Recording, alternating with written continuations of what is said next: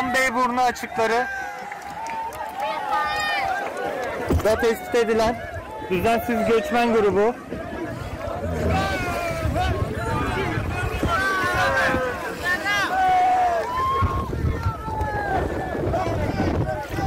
Türkçe bilen var mı?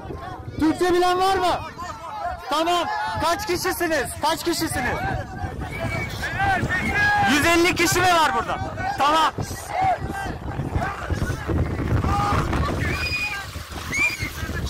Tamam. Geri mi ittiler sizi Sisam? Geçmiş, adaya geçtiniz mi?